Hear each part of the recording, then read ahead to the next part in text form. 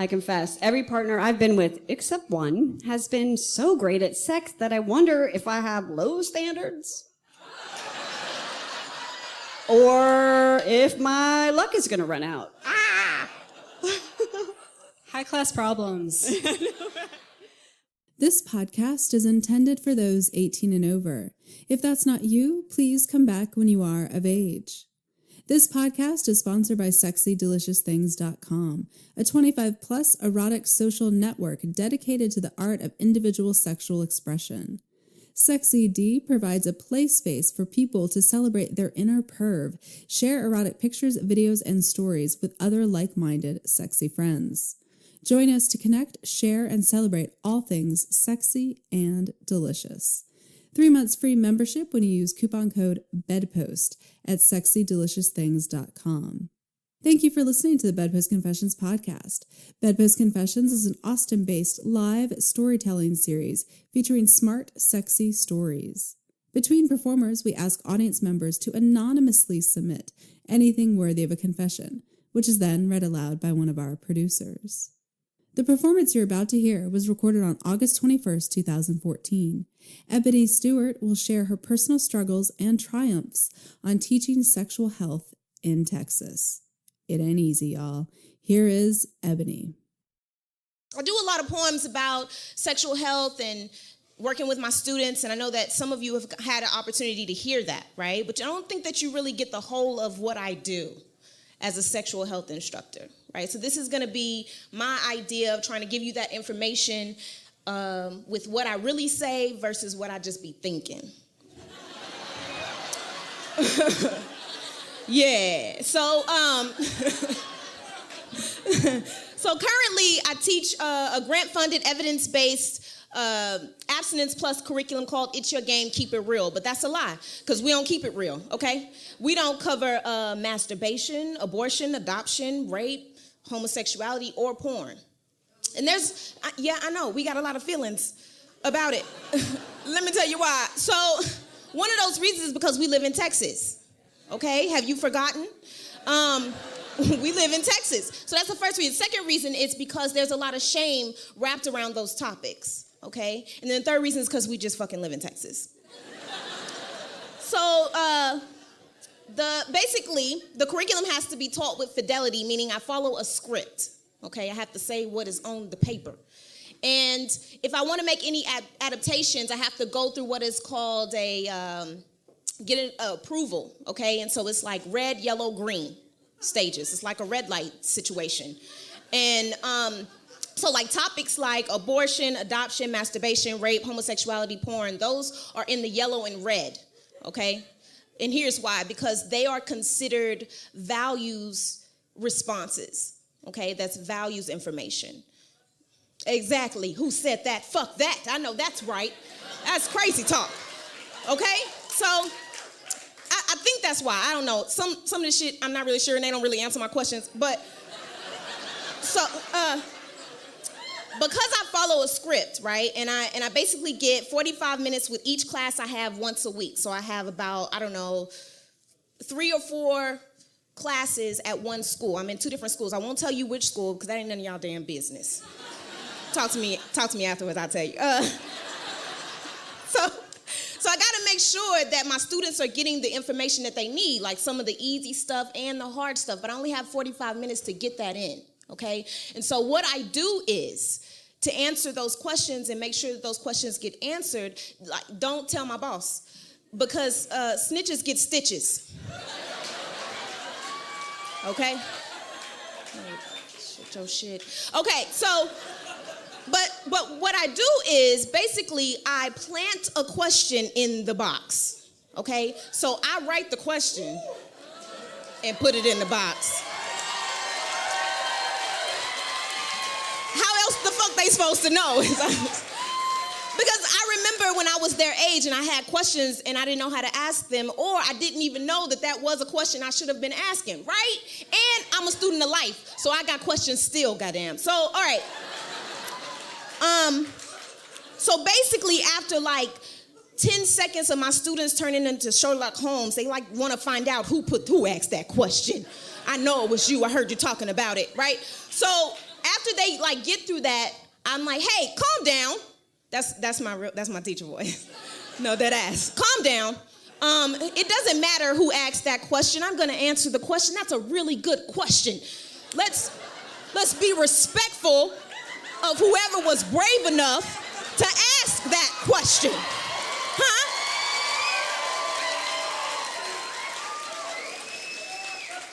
So I start with the easy stuff. I start with masturbation because that's easy. Here's why it's easy, because everybody do it. Everybody. And if you don't do it, why you lying though? Better yet, like, why are you depriving yourself of sexual pleasure, huh? It's like only the safest sex ever. And it's something that we've been doing in the womb. We was like, yes. In the womb, you've been doing the shit. So it's like, it's natural. Everybody does it. And then there's homosexuality, and I usually say homosexuality is when two people of the same sex are together as romantic or sexual partners. And remember we talked about vaginal, oral, and anal sex? Yeah, they can have sex that way too, right? And that's usually what I say. And if I get like a bunch of confused looks, I'm like, hey, it's okay, you know, that everyone loves and finds pleasure in different ways. That's okay. Yeah, and I often wonder if that's a values response, right? Like, should I have told them that? I don't know. But I usually do a check-in, and I'm like, self, like, huh, is that a values response? Self be like, nah, you good. So that's really just how I live my life, too. I don't know. You should try it. Let me know how it worked out. But what I don't say is, I don't understand why anyone would have a problem with a person being gay or straight or however they decide to label themselves, right? Because that's like saying being black is wrong. How the fuck is that? That black is wrong. I woke up like this. What the fuck? I am black. So that doesn't make sense. Stop policing people. Anyways, so, yeah. For real. So discussing porn will get you like a few hundred giggles, okay? They go into a giggle fest. It's like their whole bodies be, oh, Miss Ebony, please don't talk about it. I can't take it, right? And really, it's my boys' groups that have the biggest issue with it. And I have deduced it to the fact that maybe it's because some of my boys, which I'm almost real sure that some of my boys have fantasized about me, okay? Now, this is not to say I'm the shit.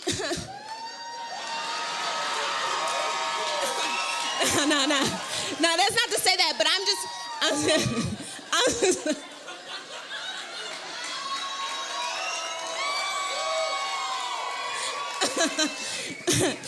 Yo, okay.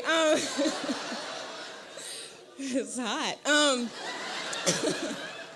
So no, I'm taking it from this standpoint because I remember when I was in junior high, I used to fantasize about this one teacher, Mr. Ramirez, fine ass. And he really wasn't a teacher. He was the ISS instructor, meaning in-school suspension. So you had to get in trouble to go look at his ass. Oh, that motherfucker was fine. Oh, Jesus. I had a few teachers that okay, so, so I usually say, you know, pornography is a type of fantasy sex. It isn't meant to be a rule book or guide on how to have sex or what should be expected in regards to sex. Okay? And so depending on my group, like if it's my older group, my 7th graders, I usually say, nobody got time to be fucking all day. Okay? I don't say fucking. I'm saying that to y'all because y'all are adults. I usually just say, no one has time. I don't know how y'all live in y'all life, but I don't have time. I mean, I wish I could, but there's, rawness. Okay, anyway. People chafe. Okay, but then, like there's the harder stuff, right? And there's the harder stuff, and it's hard because it affects all of us, and it's about our experiences, and sometimes our experiences can't take away from what we say or what we try to teach, right? So I usually say something like, rape is any time someone is forced to have unconsensual sex against their will. And I don't really need to go much further than that. My students understand that. They get that. They know that rape is wrong, right? I had a student one time ask me, Miss Ebony, do rapists go to hell? And I wasn't sure how to answer the question. I don't know, right? But I wasn't really even concerned about heaven or hell. I was more concerned with if she's safe, right? Is she safe? Is she okay? Why is she asking me this? Yeah? And so after class, I check in, and I show my concern, and I give her an opportunity to avoid eye contact, to say without saying, to stare at me so deeply that everything freezes and then we both disappear. You feel me? But then when that doesn't happen, I'm like, okay, all right, I'm here if you want to talk, right? And then I send her back to her next class. So sometimes when a mother or a family cannot provide for or give the baby the life they want, they make the decision to keep the baby but give it up for an adoption. Meaning another family has an opportunity to take care of and raise the baby instead. Sometimes the birth parents get to have what is called an open adoption, so they can still have contact and witness the coming of age of the child. Other times, it can be a closed adoption. That can happen for many reasons. And my students are usually okay with this. To them, it's sad, right? And there's still a bit of shame wrapped around it, but it's morally okay. And the reason because of that is because abortion is bad, okay? My students, it's like abortion is bad. And my students say stuff like, Miss Ebony, that's really wrong for somebody to kill their baby. That baby didn't do nothing to them. That's just crazy to me how somebody could just take their baby's life. Stuff that my students say. And this topic is by far the hardest topic for me because one, religion seems to outweigh choice. Because two, my morals don't get to make a decision about what's best for me and my life. Three, because I can't say that I got an abortion without the immediate look of pity or the follow-up feeling of shame attached to it. And four, because I can't be proud of myself for doing what was right for me and my life.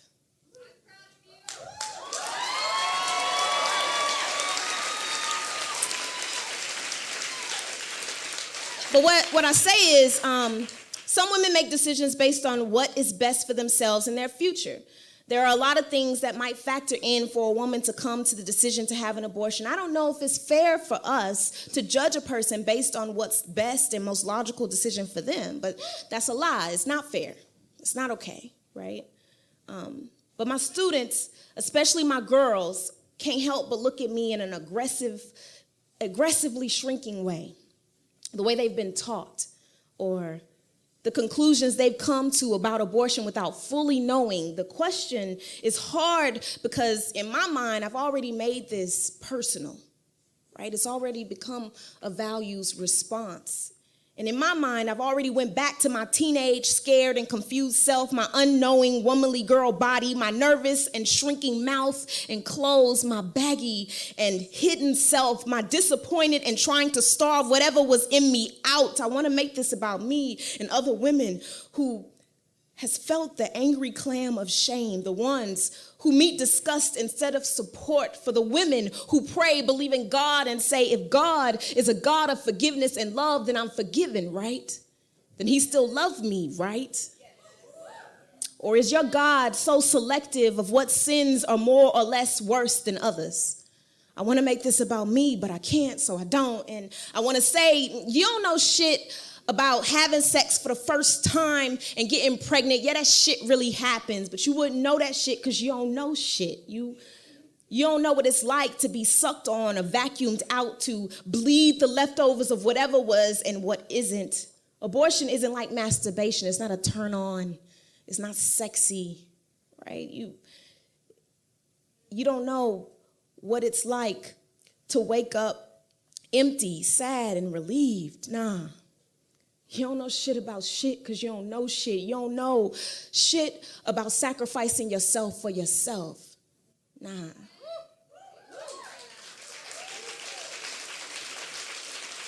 I want to say that, having an abortion doesn't make me evil or less of a woman. I want to talk about poverty and control and women's rights. I want to make this about me, but I can't, so I won't, right? Now, I'm trying to think of something informative to say, something to make them a little bit more compassionate and just understand womanhood, right? But the bell rings. I only give 45 minutes with each class. Thank you so much. My name is Ebony Stewart. I appreciate you.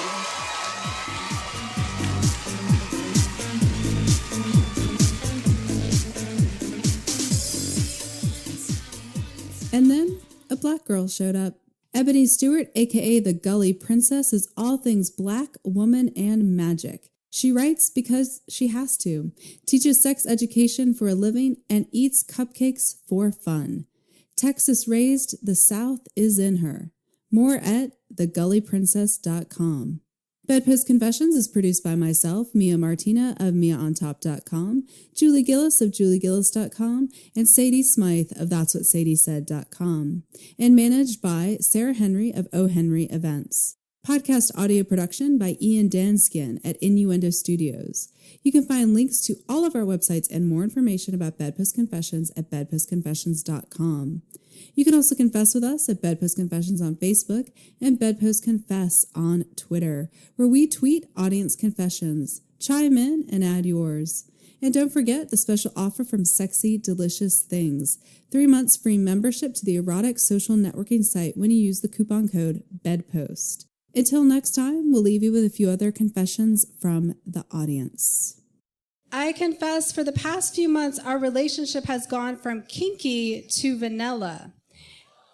Wait, I know, this is not where you think it's normally the reverse, right? So we're having only missionary position sex. Wait.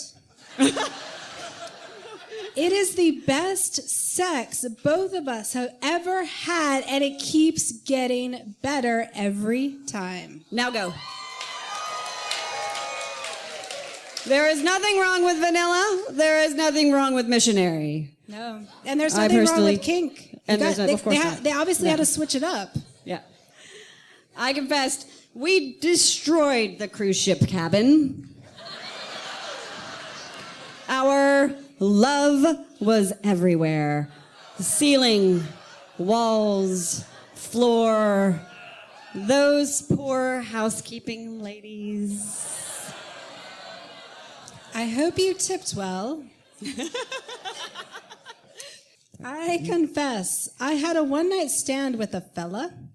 I didn't get a repeat performance, but I totally would have. Instead, I recommended him to a friend.